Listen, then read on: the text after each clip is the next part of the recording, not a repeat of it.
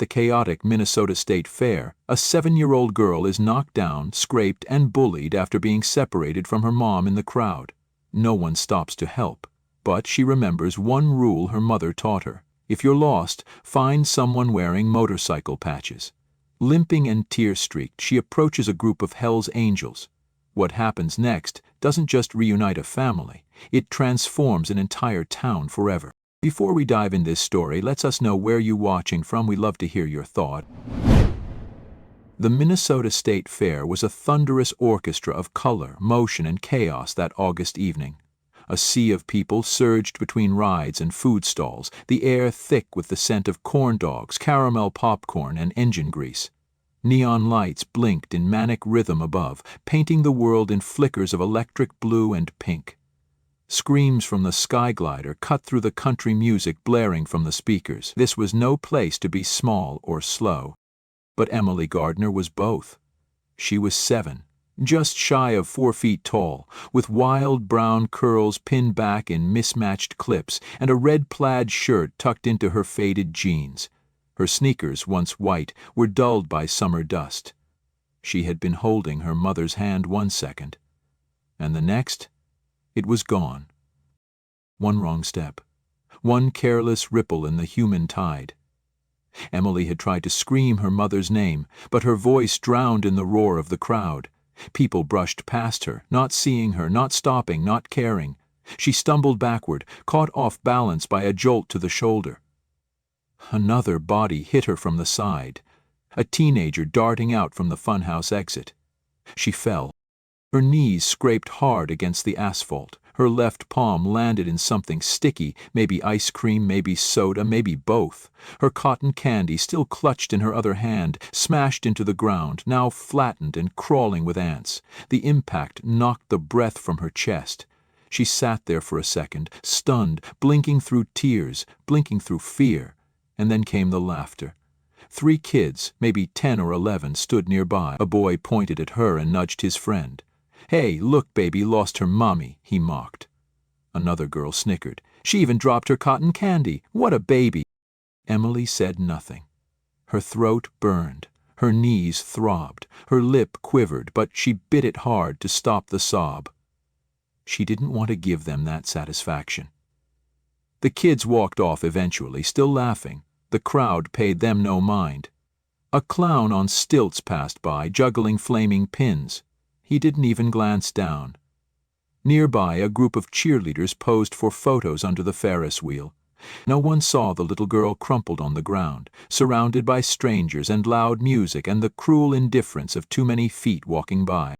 She pulled herself up slowly, one leg trembling, using a trash can for balance. Her knees were bleeding, her face streaked with tears and dirt, and she had lost one shoe somewhere in the crowd, her sock squished when she stepped. That's when she remembered her mother's rule. Rachel Gardner had always been a little different than the other moms at Emily's school. She wore denim jackets instead of cardigans, had a tattoo of a compass on her wrist, and never told Emily to just find it if she ever got lost. "If you can't find a police officer," Rachel would say in her calm, serious voice, "find someone with motorcycle patches, especially if you see the name HELLS Angels." Emily had repeated that to her teacher once during a safety drill and was promptly sent home with a note. But Rachel had her reasons.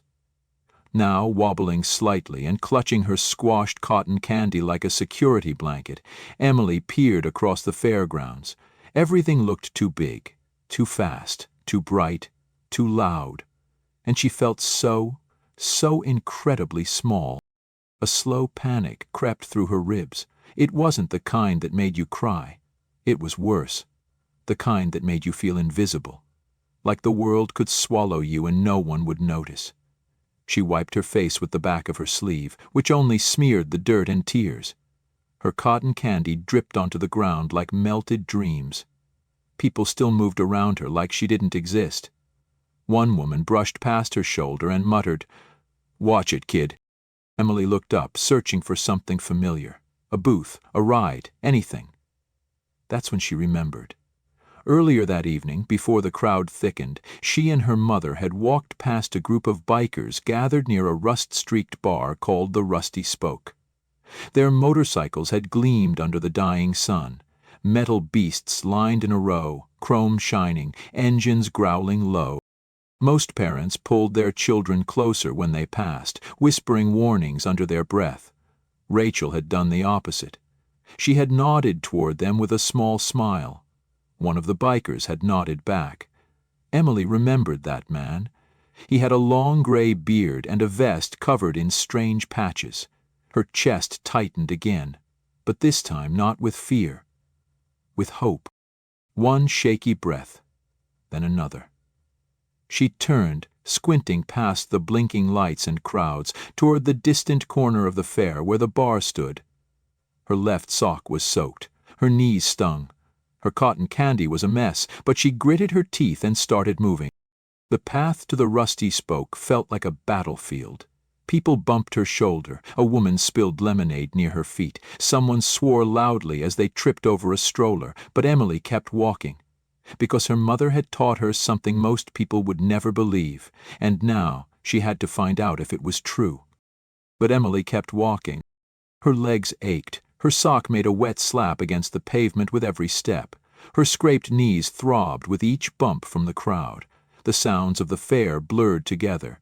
Laughter, shouting, distant music, the constant buzz of voices.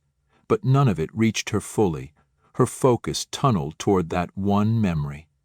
The gray-bearded man with the patches. The one who nodded at her mother like they shared a secret. The deeper she moved toward the edge of the fairgrounds, the more the noise shifted. The bright cheer of the midway gave way to a darker rhythm. Guitar riffs thumping from old speakers, the deep idle of motorcycle engines, the soft clink of bottles behind a weather-worn bar. The rusty spoke loomed just ahead, its red neon sign flickering like it was deciding whether to stay on or not.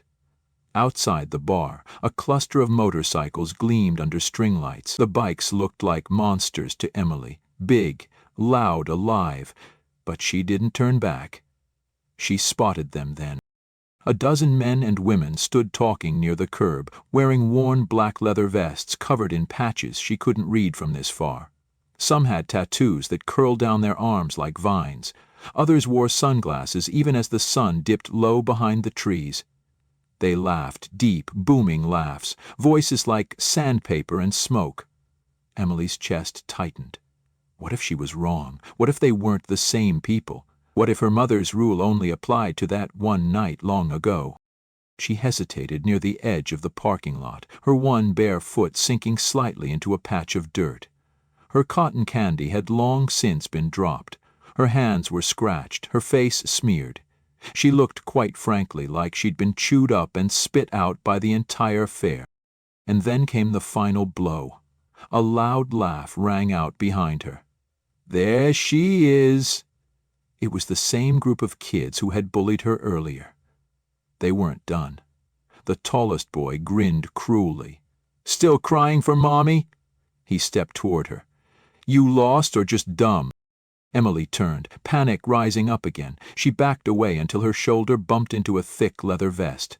The man turned. It was him, the one with the gray beard that fell down to his chest. His eyebrows furrowed instantly when he saw her tear-streaked face, the blood on her knees, the sock on one foot. "You got a problem, little one?" he asked, his voice deep and rough, but not unkind. Emily opened her mouth, but nothing came out. Only a small squeak of breath. Behind her, the boy stepped forward again. "She's nobody, man, just a baby who got lost." The big man's head turned sharply. "That right?" he said, low and even. Suddenly, the parking lot shifted. Like wolves stirred from rest, the rest of the bikers straightened, eyes narrowing, posture changing. The laughter stopped. Every single person in a leather vest turned to look at the group of kids. One woman, tall, with silver streaks in her black hair, folded her arms slowly and raised an eyebrow. The boy hesitated now. The girl beside him tugged at his arm. "Let's go," she whispered. "Let's just go." They fled, vanishing into the crowd like smoke. Silence returned. Emily blinked up at the man. His face had changed. The edges softened. The lines around his eyes bent with concern as he crouched down to her level, this mountain of a person making himself small for her. "Hey there," he said gently. "You okay?" Her voice trembled.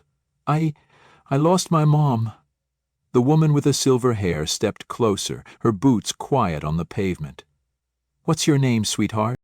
"Emily Gardner," she whispered. "My mom is Rachel. She has a blue jean jacket and dark hair." The gray-bearded man's eyes lit up slightly. "Rachel Gardner?" he repeated, almost to himself. "That's a name I haven't heard in a while." Emily looked up, confused. The woman smiled. "And how'd you end up here, Emily?" She took a breath. "My mom told me if I ever got lost and I couldn't find a police officer, to find someone with motorcycle patches, especially if they said HELLS Angels." The man blinked, then grinned. "Well, kid," he said, "your mom's got good instincts. I'm Hank. This here's Clara. You're safe now."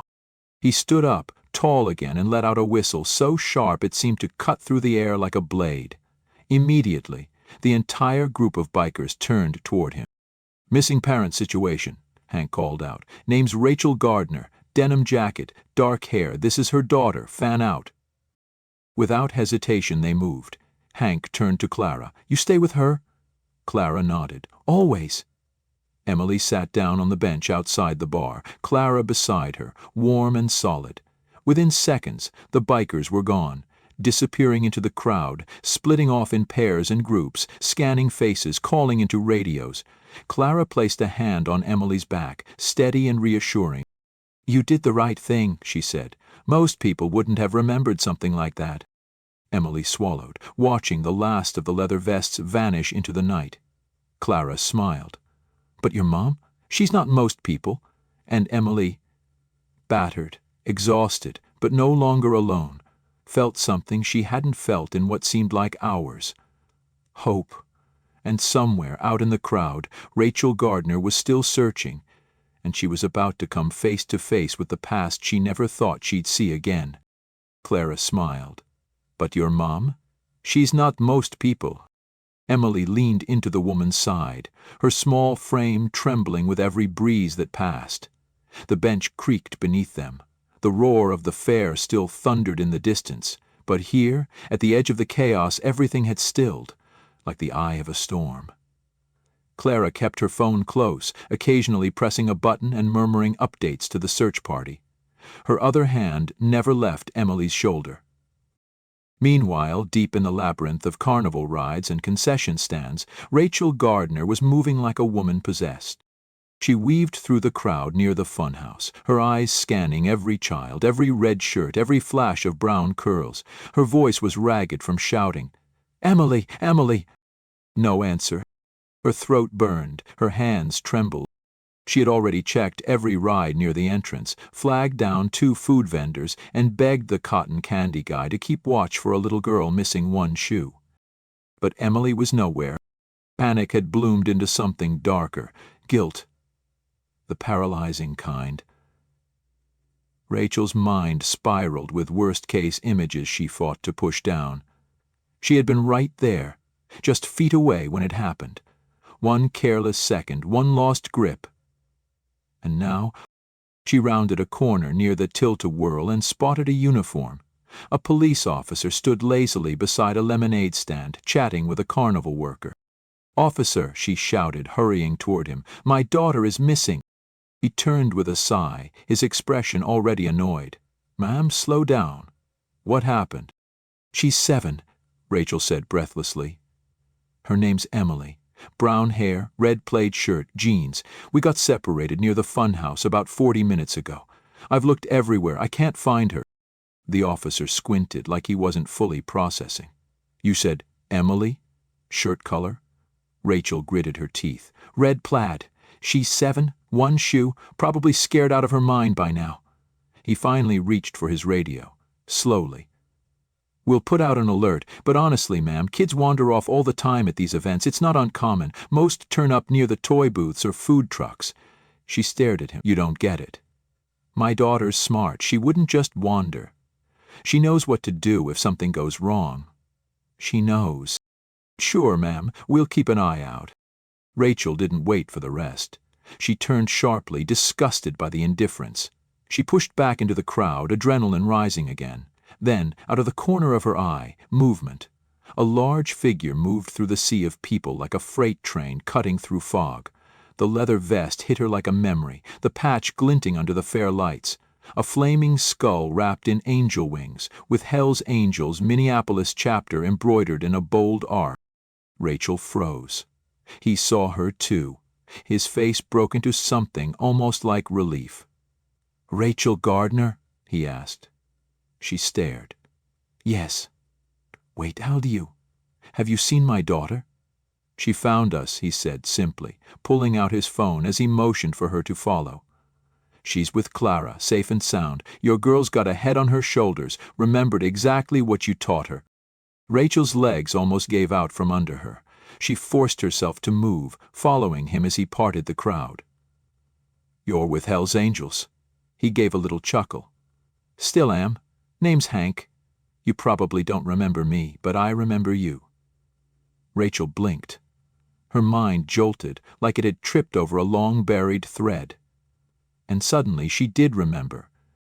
The rain, the empty road, the broken-down car on Route 35. 11 years ago.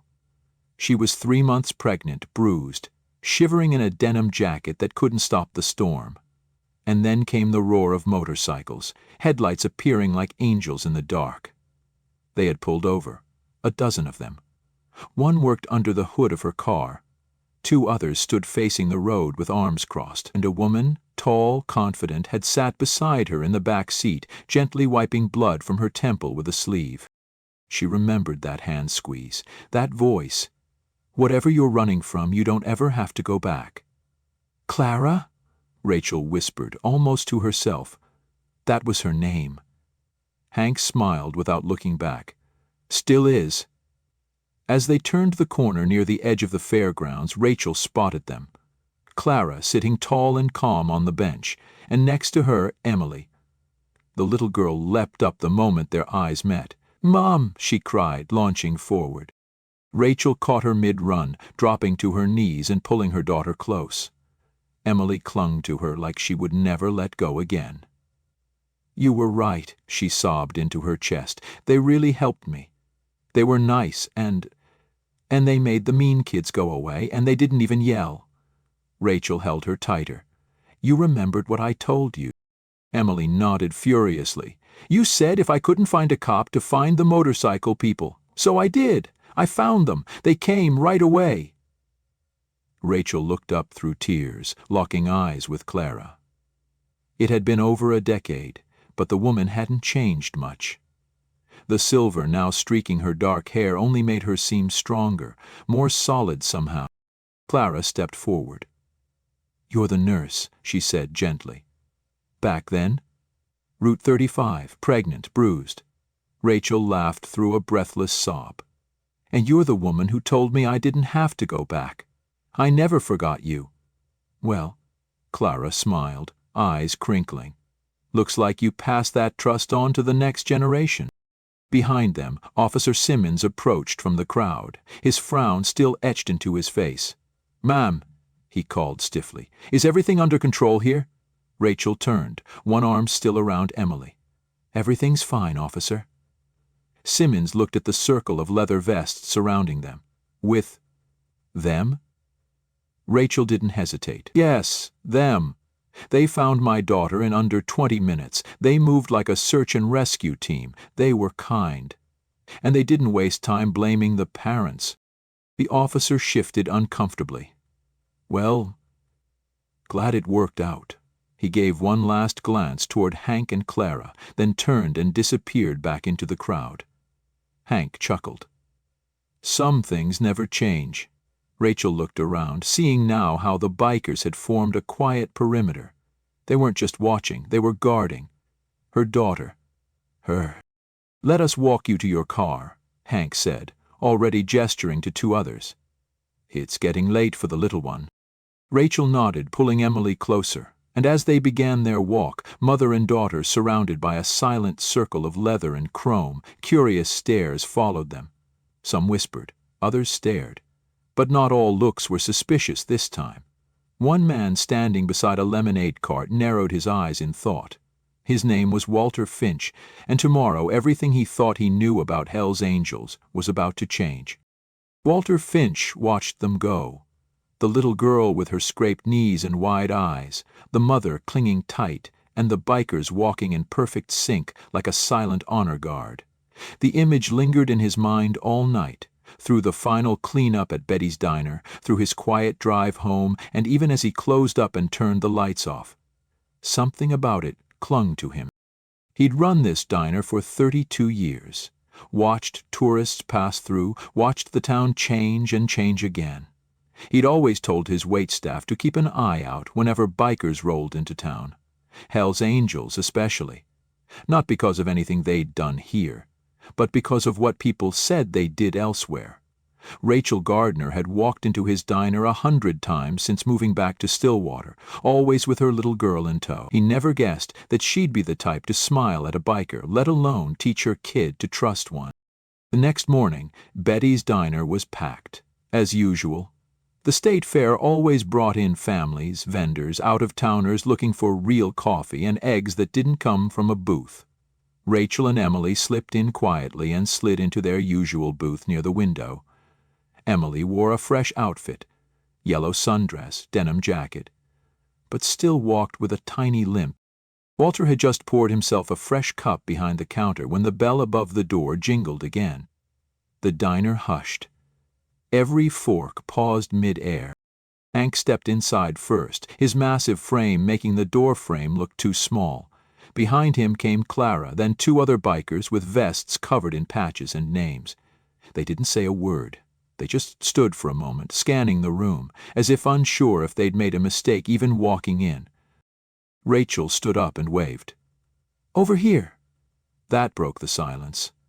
The bikers made their way to the booth, heads held high but clearly aware of every eye tracking them. Hank slid into the booth next to Emily, who immediately beamed. "Morning, sweetheart," he said gruffly. "We're doing great," Emily replied, proud and loud. "I told my teacher everything." Rachel laughed softly. "We just wanted to say thank you again, properly." Walter stood behind the counter, coffee pot in hand, staring. Every instinct told him to stay out of it. But that picture from last night, the girl, the circle of bikers, the stunned faces in the crowd, kept flashing in his head. He approached, slowly. The bikers looked up. Their postures tightened, as if bracing for the usual, but Walter simply leaned over and filled each of their mugs with coffee. "I heard what you folks did last night," he said, voice low but firm. "Finding the little girl. Protecting her." Clara smiled slightly. "Just doing what anyone would do?" Walter shook his head. "Not anyone. Most people would have kept walking." He set the pot down on the edge of the table. "Breakfast is on the house." From the counter, Officer Simmons scowled, his lips curling as he sipped his coffee. "Careful, Walt," he said, loud enough for half the diner to hear. "Next thing you know, you'll have a row of motorcycles out front, scaring off your regulars." Walter turned, slowly. Seemed to me these folks were better at finding a lost kid than some others I could mention. Simmons flushed, slapped a 10 on the counter, and walked out without another word. A beat passed, then another, and suddenly the air shifted. A woman at the next table leaned over. "That your little girl?" she asked Rachel. "The one they found." Rachel nodded. "My granddaughter's around that age," the woman said softly. "If she ever got lost, I'd pray someone like them found her." Clara turned. "Tell her to look for the patches," she said with a wink. "We look out for kids." The conversation spread like syrup on a warm plate. One by one, people approached the booth, some timidly, others with genuine warmth. A trucker offered to pay for the bikers' gas. A father of 3 shook Hank's hand.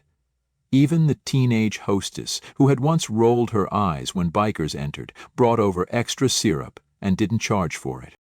Over bacon and eggs, Rachel told the story. The whole story.